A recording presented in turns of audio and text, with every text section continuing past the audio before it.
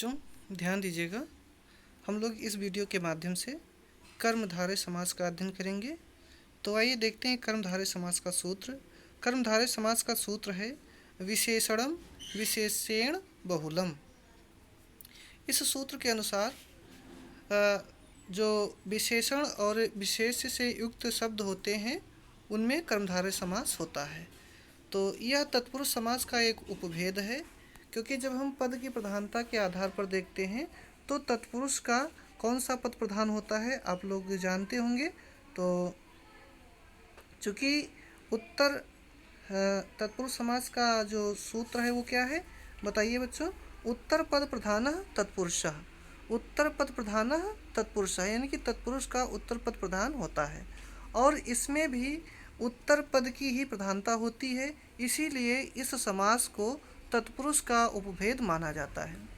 इसका जो पूर्व पद होता है वो विशेषण होता है और जो उत्तर पद होता है यानी कि बाद वाला पद होता है वह विशेष से होता है। विशेष से का मतलब होता है जिसकी विशेषता बताई जाती है वह विशेष से होता है और जिससे विशेषता बतलाई जाती है वह विशेषण होता है। अब इसमें क्या होता है बच्चों कि जब हम समास का विग्रह करते हैं तो उस समय विशेष के लिंग, विभक्ति और वचन के अनुसार विशेषण में लिंग, वचन और विभक्ति का प्रयोग करते हैं और इस समास के 5 भेद होते हैं। उसमें जैसे हम एक उदाहरण यहाँ पर देखेंगे।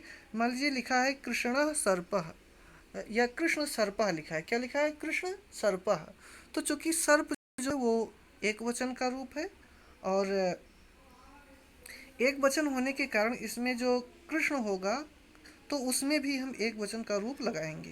ठीक है, यदि ये पुल्लिंग है तो पुल्लिंग लगाएंगे, स्त्रीलिंग का होगा तो स्त्रीलिंग एक वचन लगाएंगे, अगर नपुंसक लिंग होगा तो नपुंसक लिंग का एक वचन लगाएंगे। लेकिन ये द्विवचन का होगा तो दो वचन, बहुवचन का होगा तो बहुवचन लगाएंगे। यानी कि जो विशेष से में जिस विभक्ति और जिस वचन का प्रयोग होगा उसी विभक्ति और उसी वचन का प्रयोग विशेषण में भी किया जाएगा। ठीक, तो इसके 5 भेद बताए गए। उसमें जो पहला भेद है वो है विशेषण पूर्व पद कर्मधारय, यानी कि इस समास में जो पूर्व पद होता है वह विशेषण होता है और उत्तर पद होता है वह विशेष से होता है। पूर्व पद क्या होता है बच्चों? विशेषण होता है और उत्तर पद क्या होता है? विशेष से होता है। जैसे कृष्ण सर्पः, तो जो कृष्ण है वो काला है, काला विशेषण है और सर्प जो है वो विशेष से है, क्योंकि सर्प की विशेषता बताई जा रही है। सर्प कैसा है? सर्प काला है। इसी प्रकार से नीलम उत्पलम, उत्पलम होता है कमल, कमल कैसा है? नीला है, तो इसलिए नीलम उत्पलम हो जाएगा। ठीक है बच्चों, चूँकि कमल शब्द जो है ये नपुंसक लिंग में है, नपुंसक लिंग में होने के कारण इसमें नीलम लगाया गया है। ठीक, ऐसे फलम, फल भी नपुंसक लिंग में आता है तो मधुरम फलम, मधुर फलम, मधुरम फलम। पुरुषः, तो चूँकि पुरुष पुल्लिंग में आते हैं इसलिए श्रेष्ठ पुरुषा का हो जाएगा श्रेष्ठ पुरुषः, श्रेष्ठ पुरुषः, श्रेष्ठ पुरुष है जो। ठीक है, महादेवः, महान देवः। तो इस प्रकार से ऐसे महानदी, तो महानदी, नदी चूँकि स्त्रीवाची शब्द है तो इसमें महती नदी हो जाएगा, महता नदी नहीं होगा, महती नदी हो जाएगा। ऐसे महापुरुषः तो महान पुरुषा हो जाएगा। ठीक, तो इस प्रकार से हम लोगों ने एक प्रकार का कर्मधारय समास का अध्ययन किया, विशेषण पूर्व पद कर्मधारय। अब इसके बाद में इसमें ध्यान दीजिएगा, बुरे अर्थ में कुत्सित शब्द के स्थान पर कु हो जाता है तथा अच्छे के साथ में, अच्छे के अर्थ में सु हो जाता है या सुंदर के स्थान पर सु हो जाता है। जैसे सुदेशः, सुंदरः देशः, सुंदरः पुरुषः, सुपुरुषः, कुत्सितः पुत्रः, कुपुत्रः, कुत्सितः राजा, कुराजा। ठीक है, इस प्रकार से हम लोग यहाँ पर उदाहरण देखें। जैसे सुंदरः पुरुष, सुंदरः देशः, सुदेशा हो जाएगा, सुंदरः पुरुषः, सुपुरुषा हो जाएगा, कुत्सितः पुत्रः तो कुपुत्रा हो जाएगा और कुत्सितः राजा तो कुराजा हो जाएगा। तो इस प्रकार से जो है हम लोगों ने विशेषण पूर्व पद कर्मधारय का अध्ययन किए। अब इसके बाद में जो अगला है वह है उपमान पद कर्मधारय। उपमान पद कर्मधारय, तो उपमान पूर्व पद कर्मधारय यानी कि जिस समास का जिस कर्मधारय समास में उपमान का पहले प्रयोग हो उसे उपमान समास कहते हैं। जैसे घन इव श्यामः, घन इव श्यामः, तो यानी कि उपमेय और उपमान भी आप लोगों ने जब अर्थालंकार पढ़ा होगा तो वहाँ पर सीखा होगा। उपमेय किसे कहते हैं, उपमान किसे कहते हैं। तो उपमेय जो होता है जिसकी विशेषता बताई जाती है वह उपमेय होता है, और जिससे विशेषता जिसकी तुलना की जाती है वह विशेषण होता है, विशेष होता है। नहीं, हम उपमेय और उपमान की बात कर रहे हैं।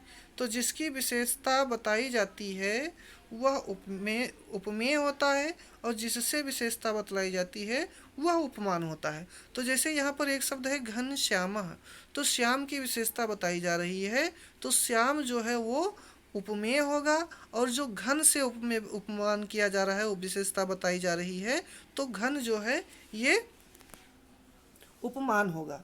तो इस प्रकार से घन इव श्यामः यानी कि यहाँ पर उपमान पहले आया है। दुग्ध इव धवलम, तो दुग्ध श्वेत, धवल सफ़ेद, तो इसमें धवलता की विशेषता किससे की जा रही है, दुग्धम से तुलना की जा रही है, तो दुग्धम उपमान होगा। ऐसे चंद्र इव मुखम, तो चंद्र उपमान है।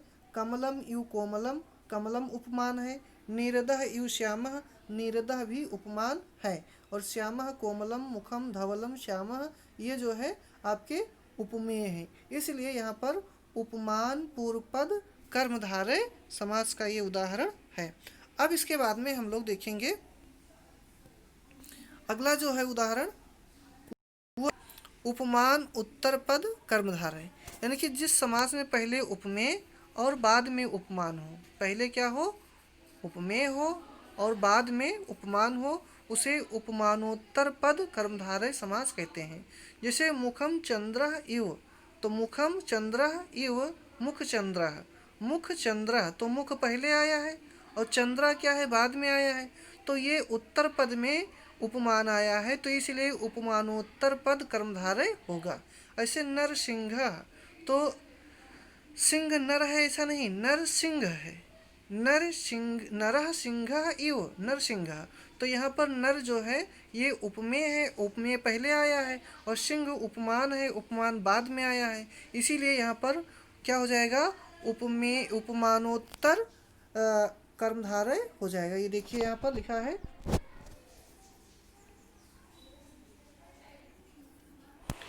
ये समझ में आ गया होगा बच्चों। अब इसके बाद में हम लोग देखेंगे कि जो विशेष उभय पद कर्मधारय, जो अगला भेद है वह है विशेष उभय पद कर्मधारय। जिस समास में दो विशेष्यों में से एक का विशेषण के समान प्रयोग होता है और वह विशेष उभय पद कर्मधारय समास होता है। जैसे वायस दंपति, वायस दंपति, तो वायस दंपति का जो समास विग्रह बनेगा वो होगा वायसौ च तौ दंपति, वायसौ च तौ दंपति, या आम्रश्च असौ वृक्ष, आम्र वृक्ष, आम्रश्च असौ वृक्ष, आम्र वृक्ष, ये हो जाएगा। अब इसके बाद में हम लोग जो अगला समास है इसका कर्मधारय का भेद वह है विशेषण उभय पद कर्मधारय। तो विशेषण उभय पद कर्मधारय यानी कि जिस समास में दोनों पद विशेषण होते हैं उसे विशेषण उभय पद कर्मधारय समास कहते हैं। जैसे रक्तश्च पीतः, रक्त पीतः, और कृतं च अकृतं च कृताकृतं हो जाएगा, शीतम च उष्णम, तो शीतोष्णम हो जाएगा। तो इस प्रकार से हम लोगों ने कर्मधारय समास के भेद का अध्ययन किए। अब इसके बाद में अभ्यास प्रश्न आपसे कुछ जो दिए गए हैं वो आप उनका अभ्यास कीजिएगा, और जहाँ नहीं समझ में आएगा वहाँ कमेंट करके पूछिएगा। ओके बच्चों, धन्यवाद।